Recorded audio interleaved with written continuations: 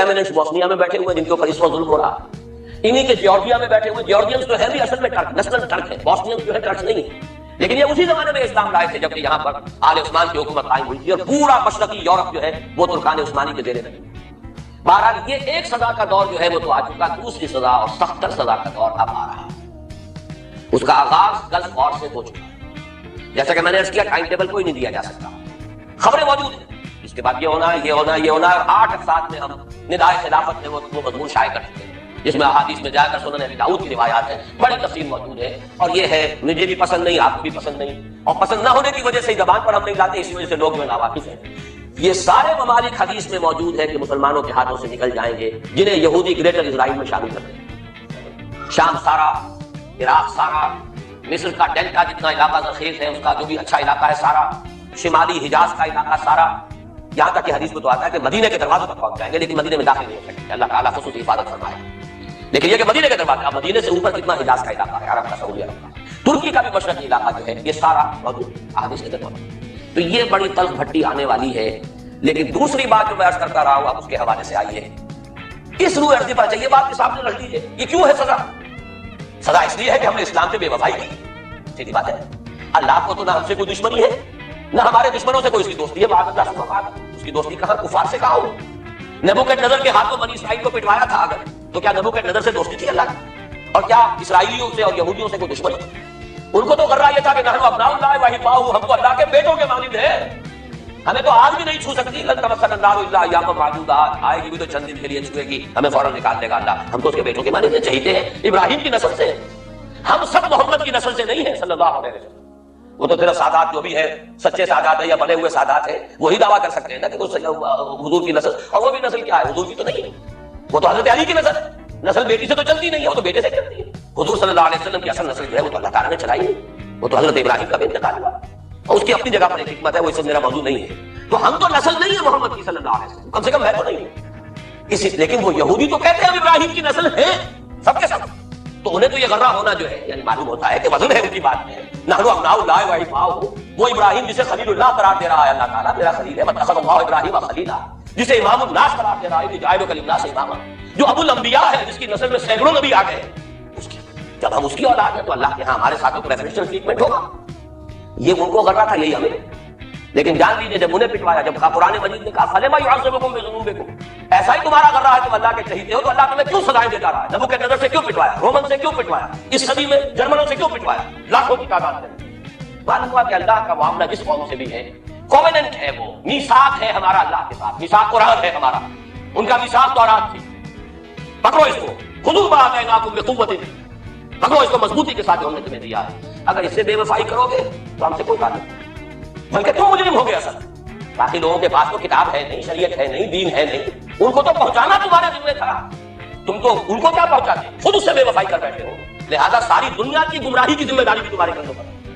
یہ ہے وہ جو جس کی بنا پر سزا ملے گی، سزا کے مستحق ہیں ہم، اور ہم میں سب سے بڑھ کر عرب جن کی مادری زبان عربی ہے، جن کو صرف نحو پڑھنے کی ضرورت نہیں قرآن سمجھنے کی، وہ تو از دل خیزت بر دل ریزت براہ راست کمیونیکیشن قرآن سے ہو رہی ہے، وہ بے وفائی کریں تو ظاہر بات ہے مہا مجرم کو ہے۔ لیکن پھر غیر عرب مسلمانوں میں اس وقت روئے ارضی پر سب سے بڑی مجرم قوم 10 کروڑ مغربی پاکستان، یہ میں ڈنکے کی چوٹ کہہ رہا ہوں اور بہت عرصے سے کہہ رہا ہوں، اس لیے کہ ہم وہ لوگ ہیں کہ جنہوں نے اسلام کے نام پر ملک بنایا، کوئی ملک دوسرا دنیا میں اسلام کے نام پر نہیں بنا، ہم وہ لوگ ہیں پاکستان بنانے کے لیے لاکھوں جانیں مسلمانوں کی کلمہ گوؤں کی گئی اور ہزاروں عصمتیں لوٹی، اور نہ معلوم کتنی مسلمان لڑکیاں اور عورتیں جو ہے رہ گئی پھر بھی ہمیشہ سکھوں کے پاس، اور وہ آئی نہیں پاکستان اس اسلام کے نام پر، اور کیا کیا ہم نے 46 برس ہو گئے اس کا اسلام۔ لہذا اس سے بڑی مجرم قوم عربوں کے بعد ہم یہ کہہ سکتے ہیں ہمارا عام آدمی قرآن نہیں پڑھتا، قرآن جانتا نہیں، ٹھیک ہے اوپلی ہے اس طرح، اس اعتبار سے ان کے بعد نمبر ہمارا ہے، لیکن باقی پوری دنیا کے مسلمانوں سے بڑھ کر بنی، اور ہم اصل میں نہ صرف یہ کہ خود اپنے حصے کے مجرم ہیں، بھارت کے مسلمانوں کا بھی سارا وبال ہماری نظر ہے۔ آج میں چاہتا ہوں کہ اس بات اچھی طرح بھارت کے مسلمانوں نے جسے آپ فرض کفایہ کہتے ہیں، نماز جنازہ فرض کفایہ، چند لوگوں نے بھی کسی مسلمان کی نماز پڑھ لی تو سب کی طرف سے ادا ہو، کسی نے بھی نہیں پڑھی تو سب مجرم ہو جائے، بستی کے سب لوگ مجرم ہو۔ بھارت کے مسلمانوں نے فرض کفایہ ادا کیا جب پاکستان بنوا دیا آپ کو، اور اس کی قیمت آج بھی وہ دے رہے ہیں، کھلے نعرے لگ رہے ہیں، مسلمان کے 2 استھان، پاکستان یا قبرستان، تیسرا کوئی نہیں، ڈنکے کی چوٹ کہا بابری مسجد کے بعد ہے کہ اقبالی نے ہم ساری مسجدیں گرا دیں گے، کوئی مسجد باقی نہیں، ڈنکے کی چوٹ اعلانیہ، یہ سب کچھ ہو رہا، اور یہ نعرے تو نہ معلوم کب سے لگے،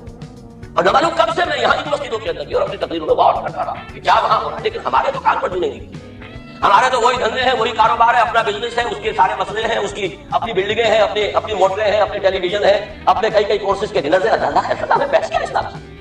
تو بتائیے ہم سے بڑا مجرم کون ہوگا؟ آج جو کچھ ہندوستانی مسلمان پر بیت رہی ہے اس کا جرم ہمارے کندھے پر۔ یہ میں جذباتی انداز میں نہیں کہہ رہا، میں تو دو چار کی طرح ثابت کر سکتا ہوں۔ انہوں نے فرض کفایہ ادا کر دیا، اور اس وقت یاد کیجئے مولانا ابوالکلام آزاد، مولانا مدنی، جمیع علماء ہند کے علماء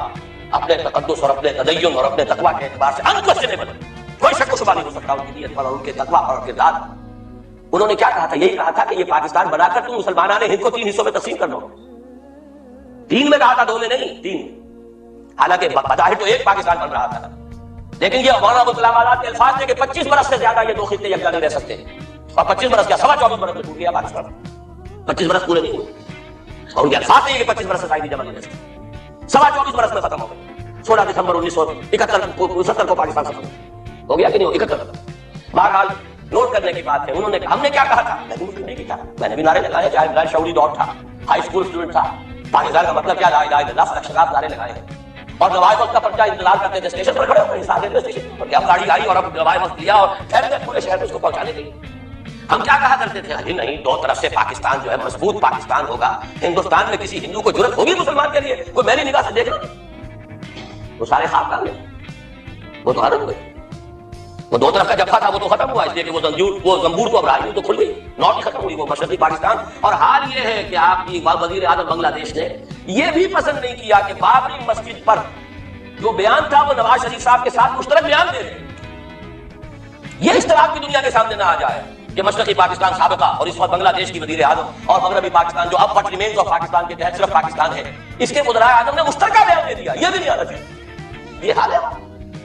حالانکہ بات اپنی جگہ پر کوئی ایسی نہیں تھی، کوئی سیاسی نہیں، ایک مذہبی معاملے کے اوپر اظہار رائے کرنا تھا، انہوں نے کہا نہیں آپ کے ساتھ مشترک بیان نہیں دیا۔ تو وہ جو تھا 2 طرف سے جب تھا وہ تو سر 71 میں کھل گیا، جو ہمارا حال ہے وہ تو ہونا ہی تھا۔ یہ ملک بنا اسلام کے نام پر، اس کا استحکام ہو سکتا تھا تو صرف اسلام کی بنیاد پر ہو سکتا تھا، اسلام سے غداری کی، لہٰذا یہاں تو قومیتیں ہیں، یہاں تو اب ایتھنک اور ریجنل اور نہ معلوم کس قسم کی اور لنگوسٹک جو ہے نیشنلٹیز ہیں، نیشنلزم ہے، وہ جو ایک امت ایک وقت میں بن گئی تھی، ایک قوم مسلم قوم ہندو کے مقابلے میں تو ختم ہوئی۔ اور حال کیا ہو گیا ہے؟ اس سے پہلے بھی کبھی ہندو مسلم فسادات ہوتے تھے، کیا سندھ سے مسلمان نہیں پہنچ جاتا تھا وہاں ریلیز کے لیے؟ کیا پنجاب سے اور سرحد سے مسلمان نہیں جاتے تھے؟ بہار نہیں گئے تھے؟ کیا کانپور کی مسجد شہید ہوئی تھی 1915 میں تو پوری ہندوستان سے مسلمان نہیں پہنچے؟ آپ کیا کر رہے ہیں؟ مندر گرا دیے، یہاں بڑی بہادری کا کام کیا، مندر گرا دیے، شرم سے ڈوب مرنے کا مقام، یہاں بھی گویا کہ وہ اپنے عمل سے اسلام کی مخالفت کر رہے ہیں، اسلام کو اجازت نہیں دیتے۔ آپ کسی اور کے جرم کی سزا کسی اور شخص کو نہیں دے سکتے، ہمارے پاس تو یہ سیکریٹ ٹرسٹ ہے، ذمہ وہ اپنے آپ کو منواتے نہیں، لیکن ہمارے تصور سے اسلام کی تصور سے زندگی ہے، ان کی جان مال عزت آبرو ان کی عبادت گاہوں کی حفاظت کا ذمہ ہے ہمارا، ایک بڑی بہادری کی ہے، ذرا سوچیے تو صحیح کیا دنیا نے سوچا ہوگا۔